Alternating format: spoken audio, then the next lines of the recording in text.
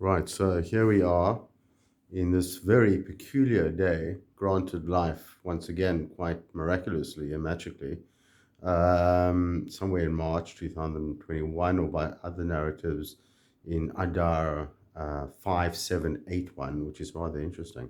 So I think rather than just be purely theoretical, let's look at a painting of mine and see how we can mine the visual clues, the shards, the traces that give us both content and a visceral, tangible sense of the idea, such that concept and emotions actually work in tandem in a sensory way, in an aesthetic way, as well as in a conceptual and abstract way.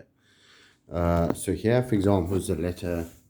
We'll just get a good picture of the painting. Picture of the painting. Here's the letter Bet. Okay, so the letter Bet is the second letter of the Hebrew alphabet, and it represents the restriction of the infinite within the finite, because the creation of worlds is in fact a limited dimension, and therefore, if you look at the Bet, we have a horizontal, a vertical, and another horizontal, so that in fact we cannot know truly that which is above the horizontal top line.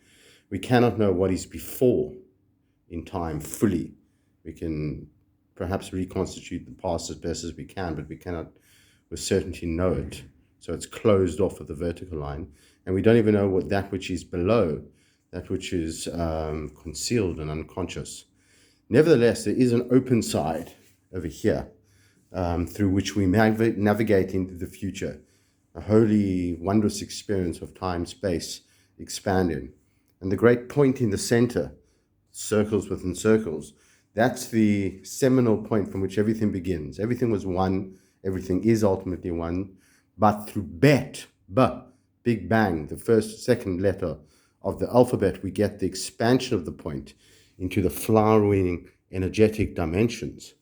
And the color, and not just the color, but the way it's been seeped and applied, and the combination of the different pinks and purples. This all alludes to this highly complex, chaotic flow right in the inception of time.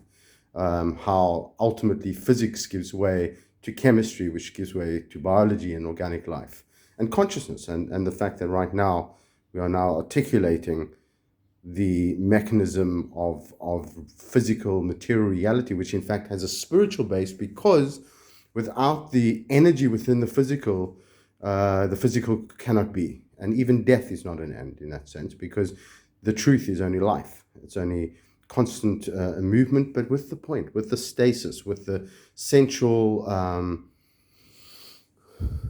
power contained within a